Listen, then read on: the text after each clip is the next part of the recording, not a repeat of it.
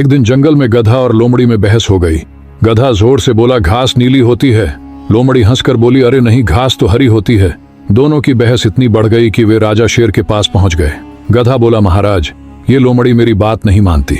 मैं कहता हूँ घास नीली होती है और ये कहती है हरी। शेर कुछ पल सोच में पड़ा, फिर बोला, गधा बिल्कुल सही है, घास नीली होती है। गधा उछल पड़ा, हिनहिनाया और बोला, देखा, मैंने कहा था ना, मैं सही हूँ। वो खुशी से नाचता हुआ वहां से चला गया। थोड़ी देर बाद गधा वापस आया और बोला, महाराज, मैंने केस जीत लिया। अब इस लोमड़ी को सजा दीजिए, इसने मेरा वक्त जाया किया है।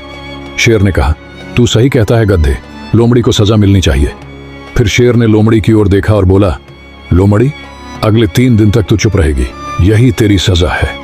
लोमड़ी ने सिर झुका लिया, कुछ नहीं बोली, बस शांत खड़ी रही। गधा फिर हिनहिनाता हुआ चला गया, जैसे कोई बड़ी जीत हासिल कर ली हो। थोड़ी देर बाद लोमड़ी ने धीरे से कहा, महाराज, मैं जानती हूं कि घास हरी होती है, आप भी जानते हैं, फिर आपने गधे को सही क्यों कहा और मुझे सजा क्यों दी? शेर मुस्कुराया और बोला, लोमड़ी, सजा घास के रंग की नहीं थी, सजा इस बात की थी कि तूने गधे से बहस की।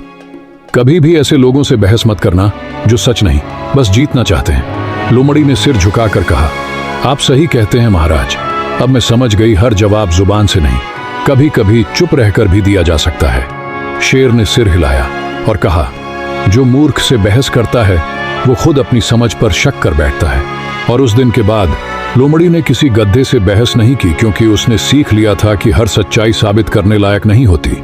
मॉरल ऑफ द स्टोरी, हर बहस जीतने की नहीं होती, कुछ बहसें छोड़ देने से ही इंसान बड़ा बनता है।